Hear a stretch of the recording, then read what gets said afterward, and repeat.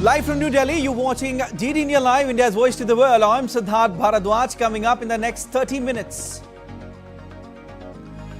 India's Prime Minister Narendra Modi arrives in Italy to attend G7 Outreach Summit.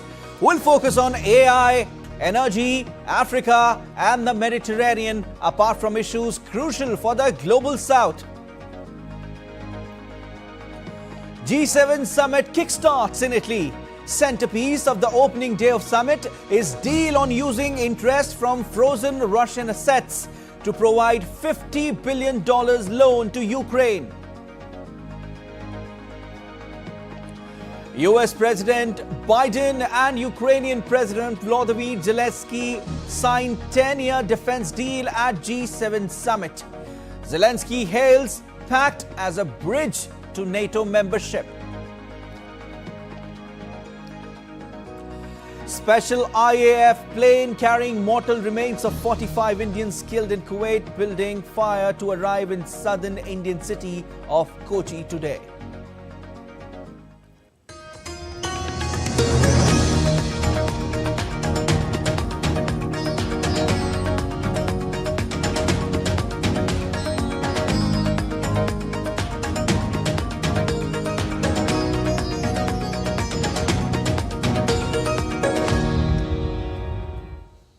With an aim to address critical issues affecting the global south, India's Prime Minister Narendra Modi touched down at Brindisi Airport in Apulia, Italy on June 14. India, represented by Prime Minister Narendra Modi, is participating as an outreach country to discuss global south concerns and bilateral cooperation. It will be an opportunity to bring greater synergy between the outcomes of G20 summit held under India's presidency.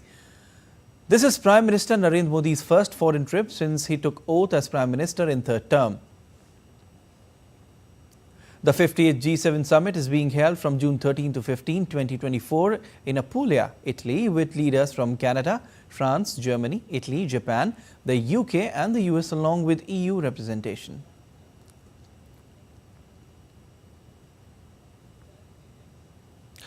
This is the 7th time that Italy hosts the G7.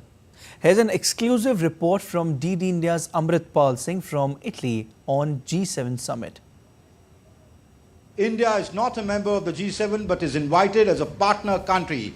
This is the 11th time that India has been invited. The Prime Minister's attendance will be the 5th consecutive attendance in his first overseas visit after assuming office during his third term. The Prime Minister is expected to address an outreach session of the G7 summit where he could touch upon issues related to artificial intelligence, cooperation in the Mediterranean and with the African continent, as also energy security. The Prime Minister could raise the issue of counter-terrorism in his address. The Prime Minister shall also be holding bilateral meetings with his counterparts, both from the G7 countries as well as the G7 partner countries. There are 12 partner countries that have been invited by Prime Minister Meloni for the Italy summit of G7. Prime Minister during its meetings, bilateral meetings with his counterparts, especially with the Italian Prime Minister, would like to review the entire gamut of the relationship, be it in the sectors of defense, IT, pharmaceuticals, people-to-people contact, or even textiles and pharmaceuticals. He will also meet with British Prime Minister Rishi Sunak. Interestingly, he shall be holding a bilateral meeting with President Zelenskyy of Ukraine, who has been invited by Giorgia Meloni. Prime Minister Meloni has been stressing that G7 must come together to deal with the conflict of Russia-Ukraine, which is dominating the agenda here at the G7 summit. Prime Minister Modi could once again reiterate the Indian position that the solution to the conflict can only be found through dialogue and diplomacy and not through military victory. He shall also meet with the French President Emmanuel Macron, as also he could meet his counterparts from the other G7 partner countries. With cameraman Shirinder Chauhan, this is Amritpal Singh for DD India in Apulia, Italy. The leaders from the group of 7 major democracies arrived in the Italian town of Borgo Enasia in the southern region of Puglia on Thursday for the annual summit. Italian PM Giorgia Meloni received global leaders including UK Prime Minister Rishi Sunak, US President Joe Biden, French President Emmanuel Macron and Canadian Prime Minister Justin Trudeau, among others, for the 50th G7 summit. The G7 comprises the United States, Japan, Canada, Germany, France, Italy and Britain. The European Union participates in all discussions and is represented by the presidents of both the European Council and the European Commission. The host country traditionally invites outside guests to join some of the sessions. Pope Francis, the King of Jordan, as well as the leaders of Ukraine, India, Brazil, Argentina, Turkey, the United Arab Emirates, Kenya, Algeria, Tunisia and Mauritania, which holds the presidency of the African Union, will also attend the 50th G7 summit.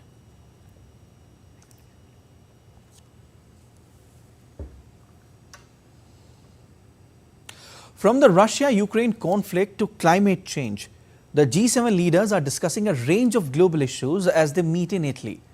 Representatives from Canada, France, Germany, Italy, Japan, the UK and the US will discuss issues including the wars in Ukraine and Gaza. More details in our next report. It was all smiles and handshakes as the group of 7 or the G7 summit began in Italy. Light moments aside, the leaders of the G7 nations, US, UK, Canada, France, Germany, Italy and Japan have several crucial agendas on their plate. On top of the list are the Russia-Ukraine conflict and the West Asia crisis. The group's leaders have agreed on a deal to give $50 billion in loan to Ukraine using interest from frozen Russian sovereign assets. Ukrainian President Volodymyr Zelenskyy is also participating in the meet. US President Joe Biden has been urging fellow leaders to push Hamas to accept a Washington-backed ceasefire deal. Growing economic threat from China, the Indo-Pacific and artificial intelligence are also among the key areas on focus. Italian Prime Minister Giorgia Meloni said that G7 also seeks to bolster its ties with the global South. The message we want to convey is a G7 that, under the Italian presidency, wants to strengthen its dialogue with the nations of the global South. We have done this because this land is historically a bridge between West and East. The summit comes at a time when G7 leaders have been battling domestic issues. French President Emmanuel Macron and German Chancellor Olaf Scholz's parties trailed behind the far right in the recently held EU elections, prompting Macron to call for snap elections. While in the UK, opinion polls are showing that Prime Minister Rishi Sunak's Conservatives will lose the upcoming general elections to the Labour Party. Bureau Report, DD India. On the opening day, the G7 reached a deal to provide around $50 billion in loans for Ukraine using the upcoming profits of frozen Russian assets. DD India's Giles Gibson reports from the Italian city of Bari. India's Prime Minister Narendra Modi is amongst the high-profile guests taking part in day 2 of this summit in southern Italy, alongside Pope Francis, who's made the trip down south from the Vatican to take part in a special session on artificial intelligence. We're also going to see guests including the Argentinian President Javier Milei, the Turkish leader Recep Tayyip Erdogan, as well as the heads of international organizations such as the World Bank. Really, arguably the most watched guest on day 1 of this summit was the Ukrainian leader Volodymyr Zelenskyy, who signed deals with the US and Japan, long-term security agreements, as well as calling on the G7 to provide much more financial support going forward for his country, saying that there should be a Marshall Plan for Ukraine, comparing Ukraine's recovery to the massive amounts of aid that the US provided to Europe in the wake of the Second World War. Meanwhile, the Italian Prime Minister Giorgia Meloni, at the end of the first day of the summit, announced that a political deal had been reached in terms of providing a $50 billion loan to Ukraine using the profits, the future profits, of frozen Russian assets in the West. This is an agreement that has taken months to broker amongst the G7 nations in terms of its legal structure across multiple jurisdictions. And in the coming weeks, officials from the G7 nations will also have to thrash out the details in terms of legally, technically, how it's going to work. But Giorgia Meloni, the Italian Prime Minister, was clear that the aim is to get the funds to Ukraine by the end of this year. In Bari, Giles Gibson reporting for DD India. US President Joe Biden and Ukraine President Volodymyr Zelenskyy signed a 10-year bilateral security agreement on Thursday aimed at bolstering Ukraine's defense against Russia's attack. The deal, signed on the sidelines of the G7 summit in Italy, aims to commit future US administrations to support Ukraine. The US-Ukraine security deal is a framework for a long-term effort to help develop Ukraine's outdated armed forces and serve as a step towards Ukraine's eventual NATO membership.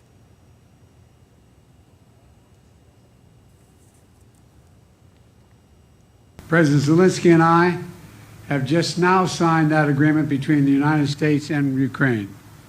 Our goal is to strengthen Ukraine's credible defense and deterrence capabilities for the long term.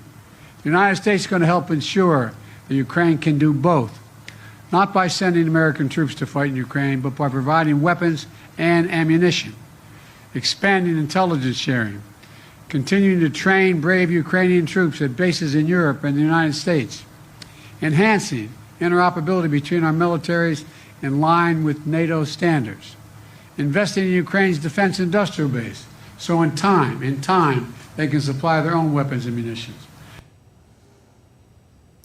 Ukraine President Volodymyr Zelenskyy called the agreement historic, saying it's a bridge toward Ukraine's eventual NATO membership.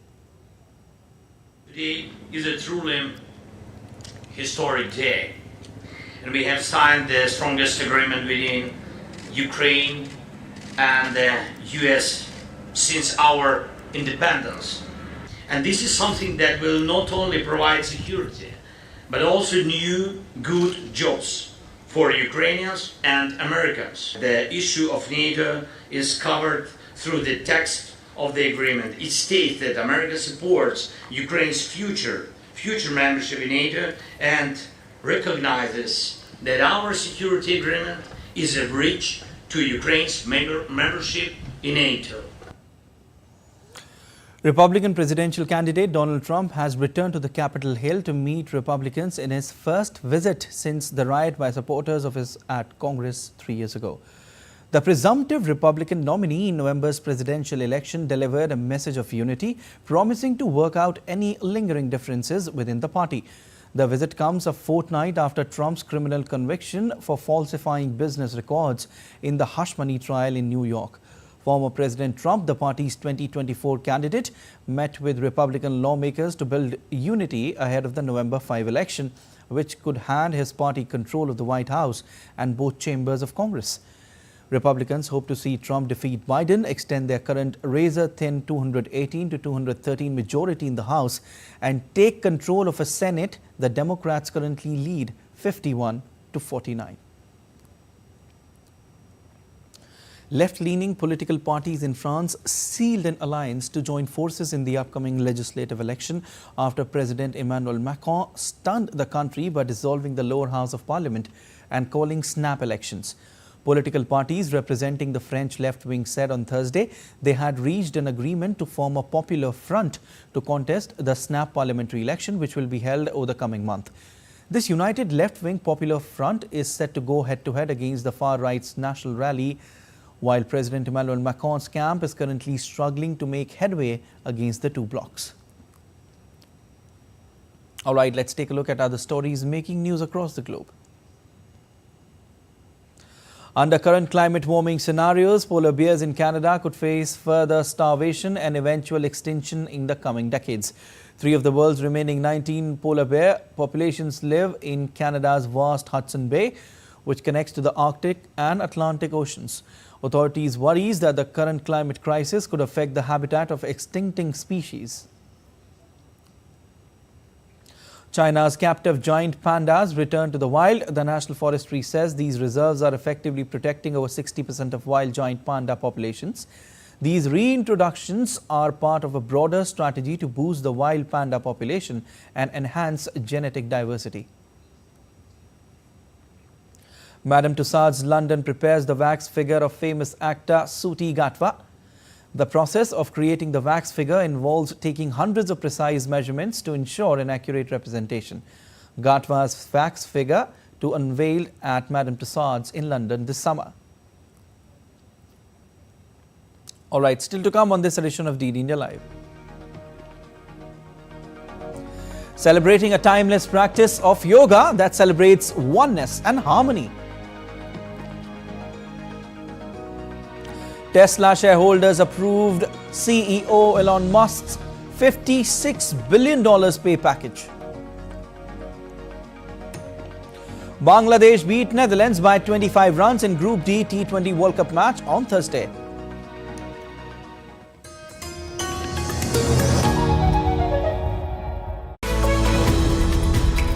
We just don't bring you the news as it unfolds. We get to the heart of the matter. We don't just present facts, we demystify complex social, political and economic events. We break stories that shape the world's present and future because you deserve the truth. I am Tanvi Taneja from New Delhi. I'm Ollie Barrett from London. I'm Nick Harper from Washington, D.C. Join us on DD India Global Monday to Friday at these times.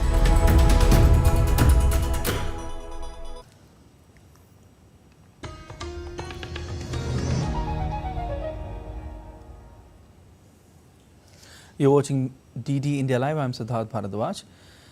An Indian Air Force special aircraft carrying the mortal remains of 45 nationals who lost their lives in the tragic fire incident in Kuwait will arrive in southern Indian city of Kochi today. Accompanying the remains is Minister of State External Affairs Kirti Vardhan Singh, who worked closely with Kuwaiti authorities to ensure the swift repatriation process. The Indian minister arrived in Kuwait on Thursday to oversee assistance for the injured Indians and to expedite the process of sending the bodies back to India.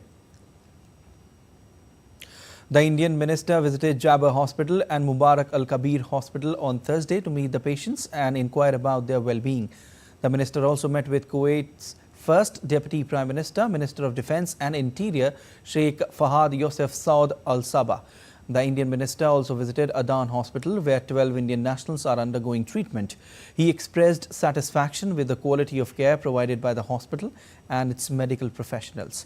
Kuwait's Minister of Foreign Affairs, Abdullah Ali Al-Yaya, met with Singh. Al-Yaya assured that the Kuwaiti authorities are committed to investigating the circumstances surrounding the horrific incident. Singh praised Kuwait's rapid response efforts and expressed India's appreciation for the government's interest in following up on the condition of the injured Indian nationals and providing injured Indian nationals with the necessary medical care. Minister also met Health Minister of Kuwait, Dr. Ahmad Abdel Wahab Ahmad Al-Awadi. Minister thanked him for exceptional medical care and attention being provided to the Indians. India rejected unwarranted references to Jammu and Kashmir in a recent joint statement by China and Pakistan. India criticized the mention of projects under the China-Pakistan Economic Corridor in the statement on Thursday and said New Delhi rejects any move to legitimize Islamabad's illegal occupation of territory.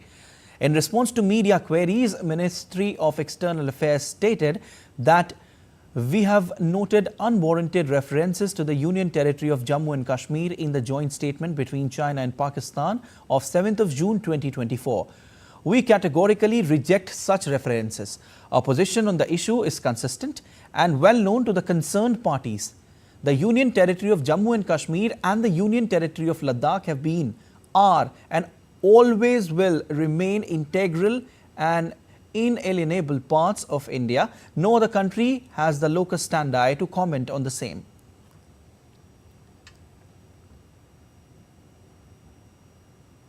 India's Ministry of Culture organizes special summer classes on visual and performing arts at National Gallery of Modern Art in New Delhi. DD India correspondent Kriti Vadera has more on this. Art enthusiasts and creative minds have a lot to look forward to this summer. The Ministry of Culture has organized a series of summer classes at National Gallery of Modern Art, offering workshops in art, craft, pottery, printmaking, and theatre. The idea behind that this is the time of the interdisciplinary thing. So students can know about the quality of the artwork, the aesthetics of the artwork, the technique of the artwork, like sculpture, like pottery, like printmaking, like painting, or as well as the performing art also.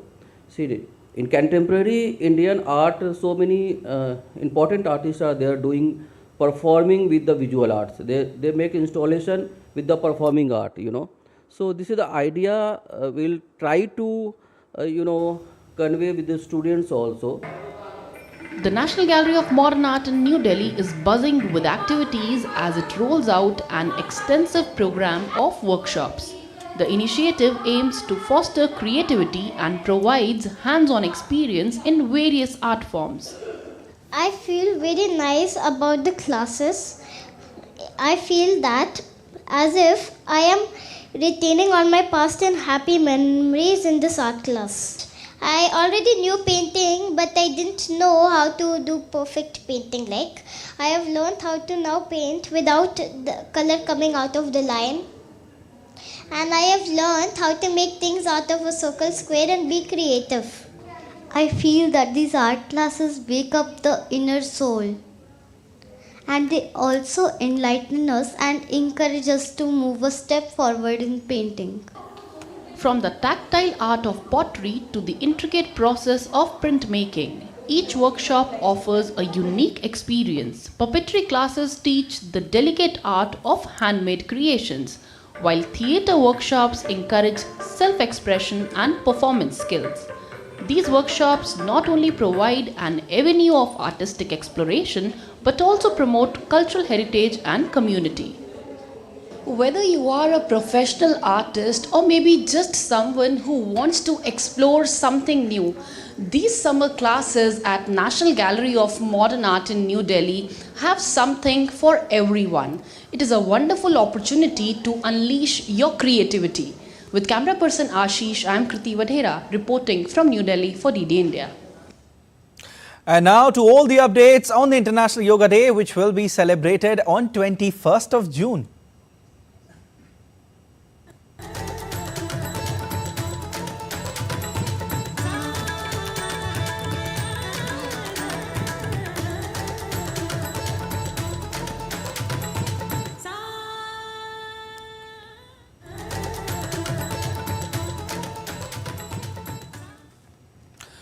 In light of the upcoming International Day of Yoga on June 21st, renowned yoga therapist Mr. V. Satyanarayana shared his expert insights on yoga and its profound effects on mental health. With 25 years of experience, Mr. Satyanarayana is dedicated to treating life diseases and advocating freedom from medications through the practice of yoga. The therapeutic benefits of yoga are extensive, encompassing physical, mental, and emotional health. Physically, yoga improves flexibility, strength, and coordination, enhances blood circulation, and aids in weight management. Mr. Satyanarayana also underscored the urgent need to incorporate yoga into daily life to manage and combat mental health issues, highlighting yoga's potential to alleviate conditions such as depression, anxiety, and addictive behaviors.